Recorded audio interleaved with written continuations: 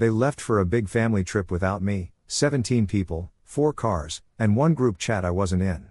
A wrong text revealed their plan. So I canceled the $12,500 booking.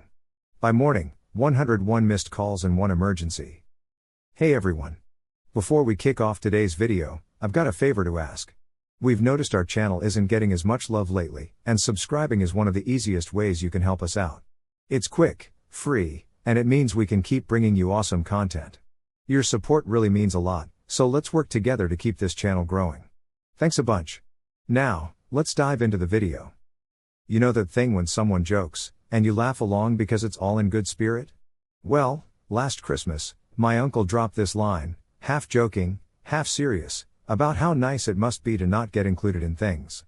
It didn't quite hit me then, but turns out, he wasn't exactly kidding. Fast forward to a year later, on December 23rd, I wake up in my house that's eerily quiet, not a single text, no knocking at the door, not even the smell of breakfast wafting through. The place was tidy, except for a stray charging cable and a couple of pine needles by the door.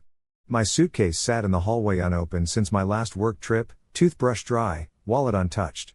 I shrugged it off at first, thinking maybe I was dreaming, or maybe everyone was running late. So, I called my mom.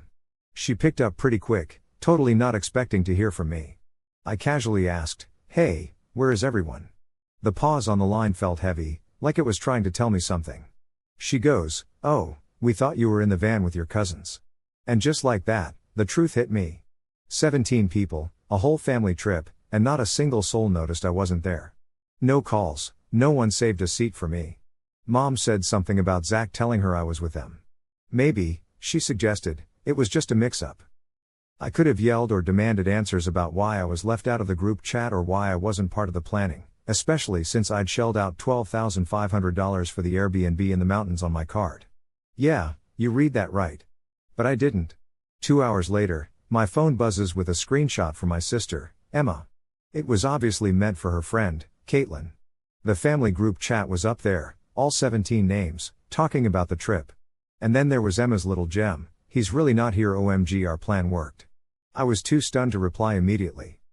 I just sat there digesting it all, opened my laptop, logged into the Airbnb account, and hit cancel. The refund? Already processing. 3 to 5 business days and the money would be back. Then, I sent one simple text back, "Merry Christmas." No fancy punctuation, no emojis, just a line they'd remember. Soon after, my phone was buzzing nonstop, calls, one after the other. A message even said, "Emergency." But I turned my phone off because I had moved on to step 2. The first call I took was from Dad, his voice all ragged from shouting, "What did you do? You canceled the whole house?" I replied calmly, "Nope, I canceled my booking. It just happened to be the entire thing since it was all on my card. You think this is a joke?" He barked back about the 17 people in the snow outside a cabin. "You think I'm a joke?" I replied and hung up. When I turned my phone back on later, the family chaos had reached new heights. Missed calls from Mom, Aunt Marianne, Cousin Leo, Emma, and even her boyfriend Zach, who clearly made it into family decisions quicker than I ever did.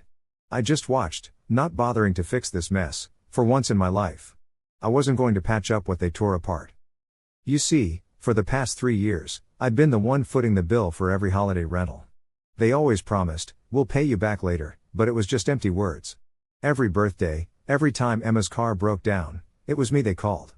Not because I was her brother, but because I was the default. Mom used to say, "You're the responsible one. That's why we rely on you." Truth was, I was just the silent one, the one they assumed wouldn't fight back. They used me like a credit card that wouldn't max out. Fake apologies, real lies. By Christmas Eve, they were desperate. Mom texted, "We didn't mean to exclude you. There was just so much going on with Emma's kids and Zach's visa. Please, let's not ruin Christmas." But I stayed quiet. Then there was Emma's Instagram post from a roadside diner, looking all disheveled with the caption, "Family means not always agreeing but always forgiving." Oh, I laughed. The comments were all "Stay strong and hope things calm down soon." But then I saw her private story, a family group chat screenshot that didn't include me, captioned, "He's finally out. Can't believe it took this long." Below, a picture of the Airbnb refund email, the same one I got, revealing it all. They planned it, knowing I'd fund the trip and get left out anyway, expecting I'd still pay. I scanned my bank statements, not just Airbnb. Emma had been using my Netflix, Spotify, Amazon Prime for stuff I'd never see, all on my bill. Even a $780 ski rental charge in Aspen, a place I've never been. I grabbed screenshots of everything. I had the receipts, literally and figuratively, as I scrolled through that family group chat. Emma's private post had been the cherry on top. It was crystal clear, they'd used me, planned this charade, and expected I'd roll over. And so, I just let it all sink in, knowing things between us would never be quite the same. So, 2 years back, Emma was practically begging me to help her sort out her debt for a mere 3 months. Fast forward 31 days, and all I got was silence, which felt like total betrayal. On Christmas night, I decided to do a little something, nothing public yet, just a close friend's Instagram story with a screenshot of a refund confirmation. With the caption, "Guess I'm not as invisible as some people think." By the next morning, my inbox was flooded with messages from old friends and family I hadn't heard from in ages. There was cousin Leo saying, "Dude, I had no clue they didn't invite you. That's messed up. I only came because they told me you couldn't make it." And Aunt Marianne was all shocked, like, "Wait, you paid for all this? I thought your parents were covering the house." But the real kicker came from Zach, Emma's boyfriend, who I always thought of as the tag-along prince. At first, he was super nervous texting me, then he spilled the beans. "I had no idea, bro. Emma said you volunteered for the Airbnb and were just staying back for work. She also mentioned you didn't really enjoy being around people anymore, said you were fragile." That word, fragile, it hit me hard. My dad had used it last year when I confessed I was burned out from work. So, Zach and I had a call later, and he was all shaky as he told me everything. Emma had been plotting this perfect family trip since October, making it sound like some kind of Christmas rebrand. Without any drama, and apparently, that also meant no me. She told Zach she'd handle the Airbnb situation, and then she let it slip to Mom that I had offered to pay for it. Never once did she add me to the travel plans or invite me to the planning Zoom calls. She told Zach I'd just get in the way. And according to him, she even said, "He's used to being left out. He won't even notice." I hung up on Zach without a word and started putting the pieces together. I created a folder on my computer, labeling it with all the receipts, emails, Emma's Instagram posts, and even Amazon invoices. I started Googling Airbnb chargeback plus fraud to see my options. They thought I'd just sulk in silence at home with my half-finished puzzles, letting them have their fun. But they were so wrong. While they were out hiking in the snow and sharing #blessed moments in their matching flannel shirts, I was already 10 steps ahead, strategizing my next move. I had a little technological edge. My Spotify account was still logged in on Emma's phone, so I could track her location. No ads, unlimited skips for her, but real-time GPS for me. So, I watched as they moved from the cabin to the store and finally to their Christmas dinner reservation at the Mountain Hearth Lodge in the Aspen Room at 7 p.m. I decided to make my move. I booked a table at the same lodge, but an hour earlier. I packed my laptop, and the used folder, printed out every single transaction from my card, and queued up all the screenshots on my phone. I put on a suit, one I hadn't worn since my last job interview, and drove to the lodge, just me, the engine, and a whole lot of determination. At 7 p.m., there they were, seated in the Aspen Room, 4 tables pushed together, 17 people. My seat was, predictably, empty. I watched them for a second. Mom looked nervous, Dad was pouring wine, Emma was glued to her phone, probably checking likes on her Christmas post. Zach looked like he'd rather be anywhere else. So, I walked in silently. Fork stopped midair. Someone, maybe Aunt Julia, muttered, "Oh no." "Hey everyone," I said with a cheerful tone. "I heard we were doing Christmas dinner?" Silence. Then Emma tries to assert, "This isn't your reservation." But I smiled and corrected her, "Actually, it is. You're sitting under my name, the one who paid for the lodge package. Check the receipt." Dad stood up, trying to play the role of peacemaker or whatever, saying, "You're making a scene." But I wasn't having it. "No," I replied, "I'm making a point." I pulled out my laptop and opened the folder, turning the screen toward the table. "Let's take a look, shall we?" And that's when everything unraveled. First, the Airbnb invoice popped up, my name, my card, a hefty $12,500, and the refund confirmation right there. Next, a text from Emma, "OMG, our plan worked." Emma tried to interrupt, but I held up my hand. There was more. I showed the Amazon purchases, hiking gear, ski boots, Emma's new parka, all on my Prime account. Then there were the receipts for Netflix, Spotify, Uber, all on me. When I got to the grocery delivery receipts that my parents claimed came from their pension, I pointed out, this card says otherwise.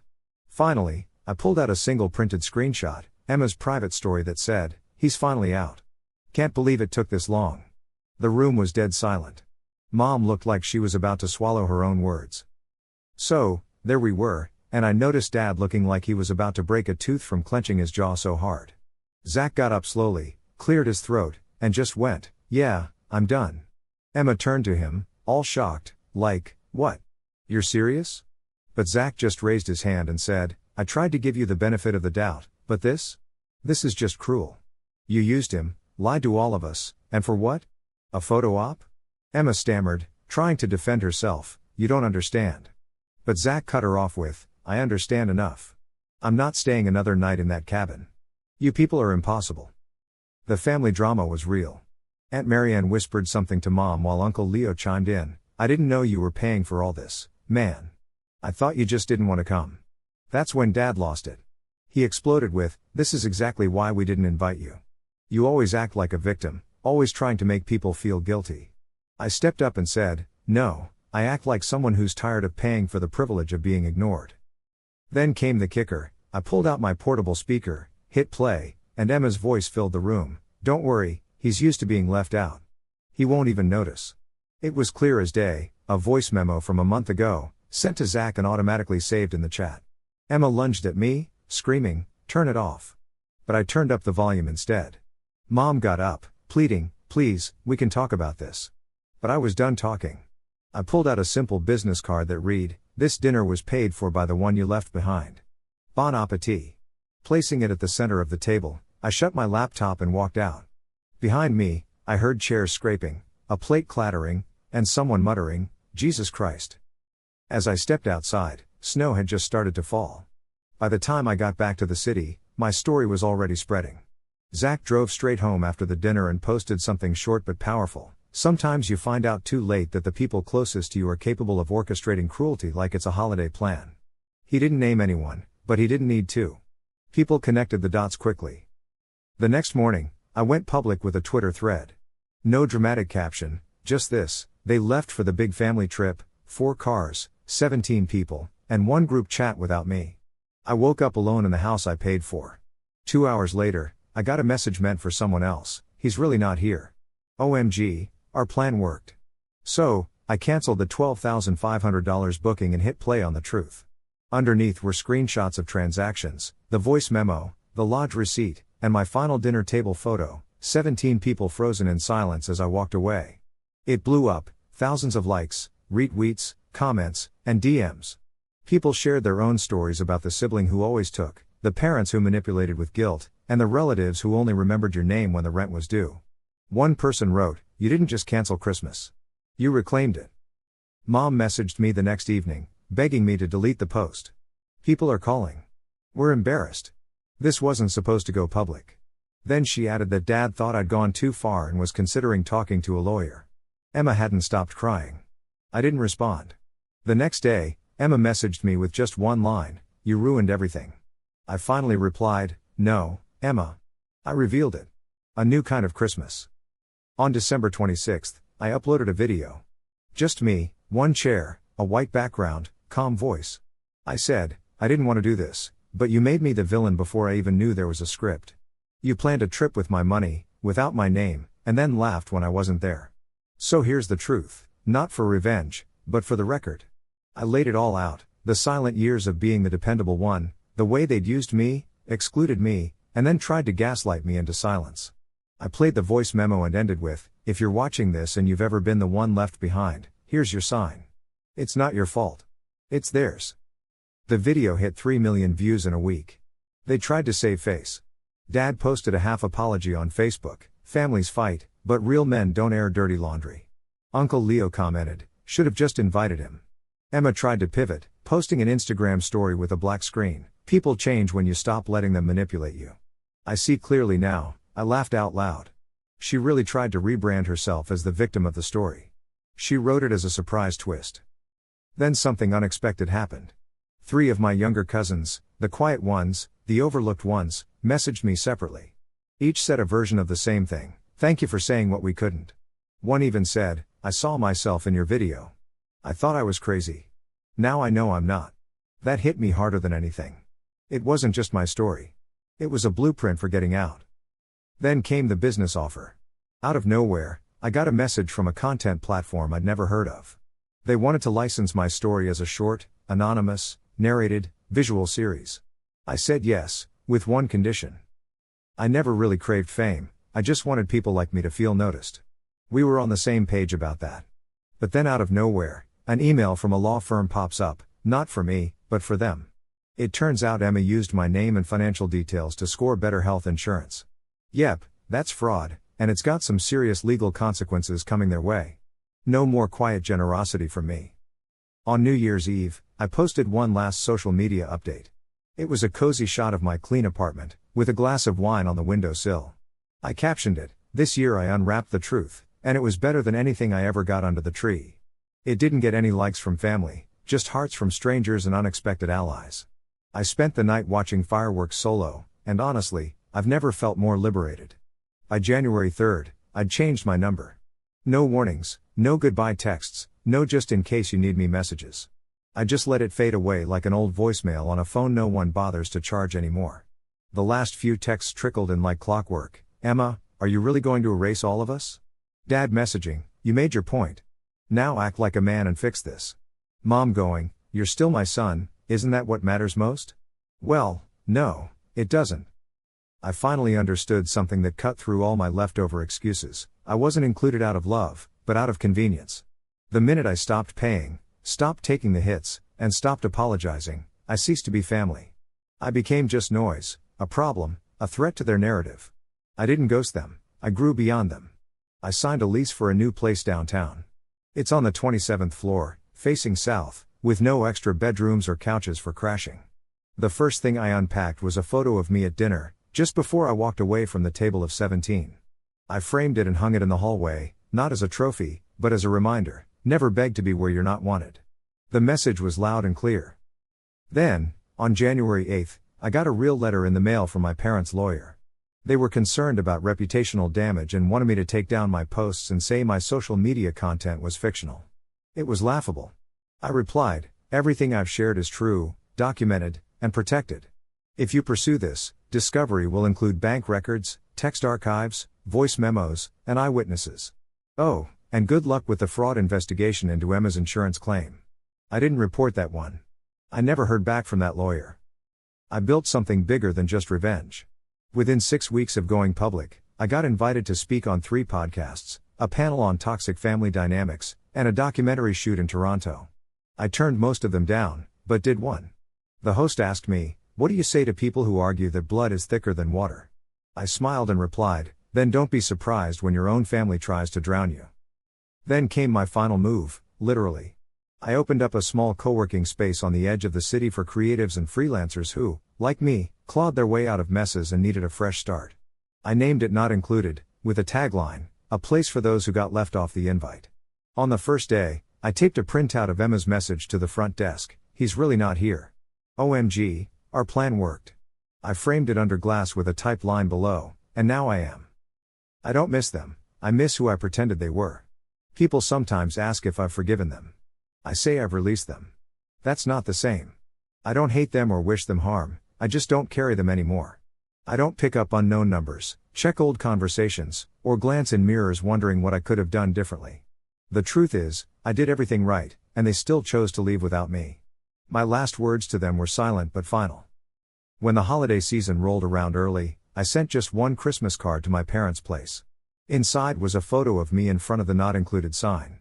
No caption, no return address, just a post-it note that said, "Next time, try paying for your own vacation." I wasn't forgotten, I was erased. But now, I've turned that erasure into a billboard, and they drive past it every day. They just don't get to step inside anymore.